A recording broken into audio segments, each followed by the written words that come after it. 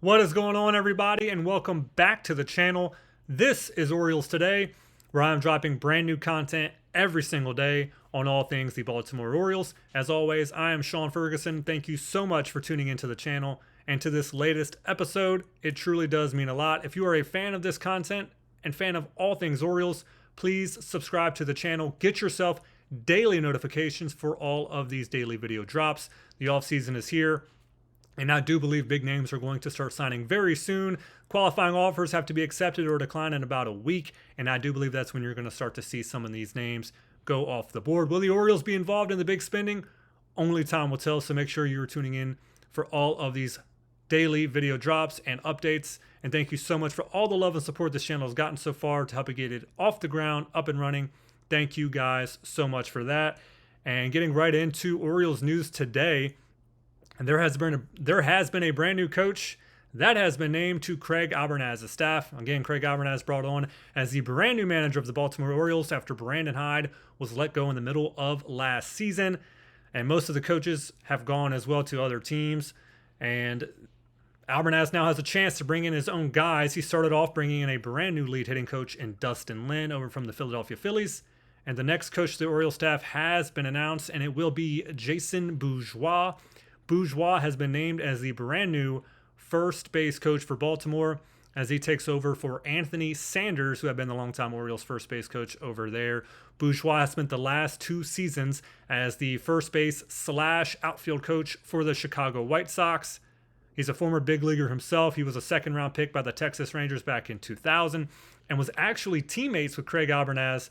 They were teammates together back in 2013. So these two guys do have history together, and Bourgeois, 43 years old, another young coach coming over to the Orioles staff, and it's a guy that Albernaz is very familiar with, and everything that I've read, Bourgeois very well liked around the league. So the Orioles are getting a guy to their staff that is well liked and that Albernaz is very familiar with. So in my eyes, that's a very good hire by Baltimore. More coaching hires are going to be to come. I'm excited to see who continues to fill out this Orioles coaching staff. Right now, you got Lind as your lead hitting coach, and now you got Bourgeois there over at first base. So good hire by the Orioles. And another move that the Orioles made was signing Anoli Paredes to a minor league deal. I wouldn't say there's too much to look into on this. Paredes, 30-year-old reliever, struggles with control, pretty high when it comes to walks compared to strikeouts. He's spent pretty much all of last season in the minors in 46 games, had a 4.40 ERA, again, struggling with that control. So there's not much to look into when it comes to Paredes. Pretty inconsistent. Hopefully he can work things out in the minors, as this was a minor league deal and it was a non-spring invitee. So right now he will not be invited to spring training. Not on the 40-man roster or anything like that. So again, not too much to look into. It's just another minor league arm, in my opinion, for the Orioles. A veteran minor league arm, and hopefully he can work on things down in the minors, work on that control, and hopefully be able to bounce back into the major leagues if that's what the Orioles are not. We'll see if he's a guy that's going to be waived here the beginning of spring, or if he's somebody that, again, can work on his pitches and his control down in the minors and maybe do something with the Orioles bullpen later down the road. Only time will tell. But right now, just a minor league signing.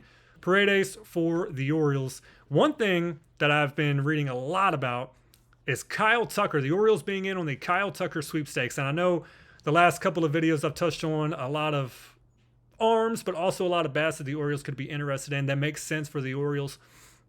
And Kyle Tucker is one of those names that is out there that's one of the bigger free agents, and he's looking for a big-time deal.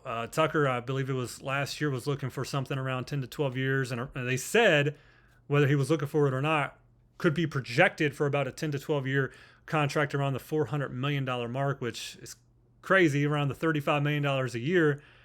And it's a little crazier now if you look into what happened to Tucker last year. He didn't have a terrible year, but he batted .266, 22 home runs with 73 RBIs. You saw regression in his game, and he was injured quite a bit. Now, somebody's going to give him a big deal. If it's worth that, I doubt it, but he's going to get money somewhere. And I just don't see the Orioles spending that kind of money. Now, I do see Elias trying to make a big splash, and I know I touched on a video yesterday about it. Is Mike Elias on the hot seat? He's no longer the GM. He's the president of baseball operations, and we are still technically looking for a new general manager. You have a new assistant general manager in Forney there, but right now you don't have a general manager. Elias is the president of baseball operations. A lot of you think he's still going to be there for a couple of years with the Orioles, and even with the new title change, he's not going anywhere just yet, and he's not on the hot seat just yet. Again, we will see what happens with that next year. And a lot of MLB execs are saying that watch out for the Orioles. They're going to be an under the radar / dark horse team when it comes to these big free agents, with Kyle Tucker being one of them.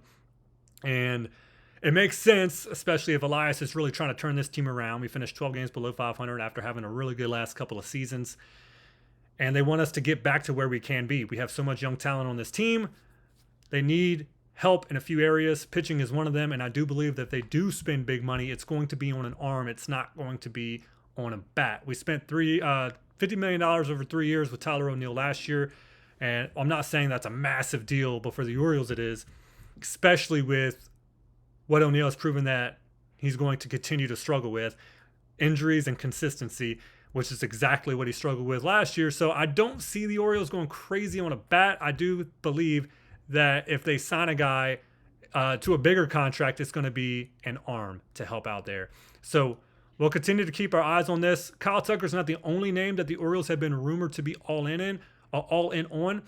Cody Bellinger is another one, and it's another guy that he's gonna demand some money out there, and we'll see if the Orioles spend that kind of money on a guy that, you know, there's other guys out there that I do believe we should be focusing on more.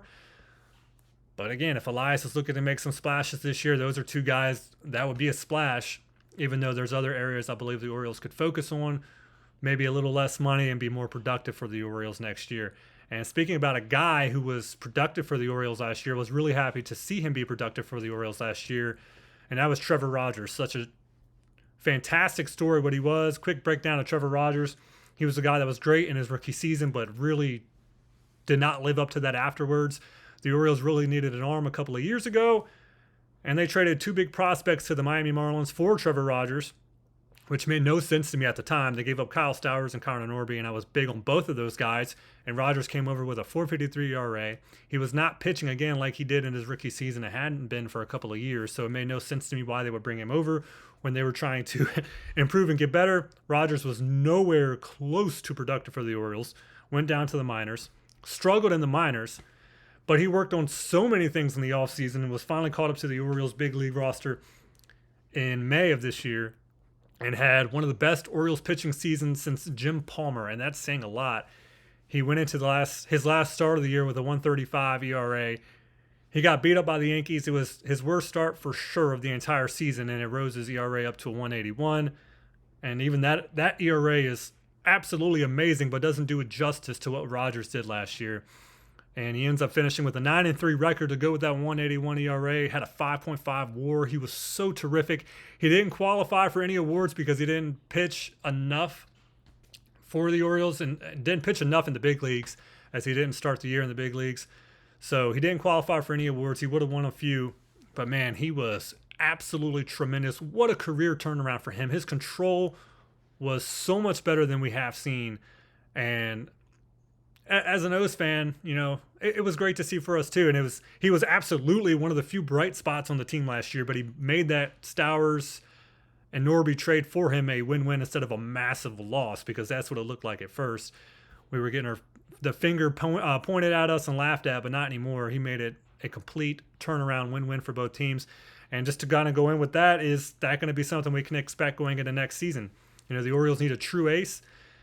We thought that Grayson Rodriguez might be that guy, but his injuries have really caught up to him. Is he going to be the same when he was healthy with us? We will see.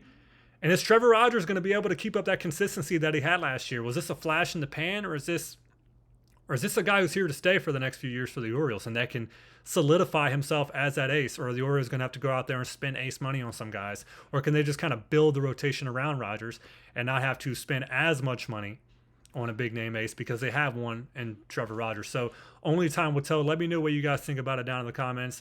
I hope Rogers wasn't a flash in the pan, and I hope everything that he did last year, he's able to bring into next year. I mean, you talk about a guy who, he had this nice long streak. He wasn't giving up more than 2 runs in a game over 6 innings. It was crazy. the things that he did and just that turnaround. So really happy for Trevor Rogers. I am very, very hopeful that he's able to do exactly what he did last year into next year, and he can be that ace that the Orioles need.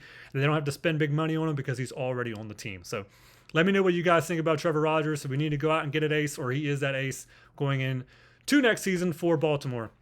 And again, thank you guys so much for tuning into this latest episode. It truly does mean a lot. If you do like this channel and you do like this content, please subscribe. Get yourself daily notifications for all of these daily video drops. It really does mean a lot, guys. Thank you so much for tuning in, and I will see you on the next video. Again, I'm Sean Ferguson. This is Orioles Today, and let's go O's.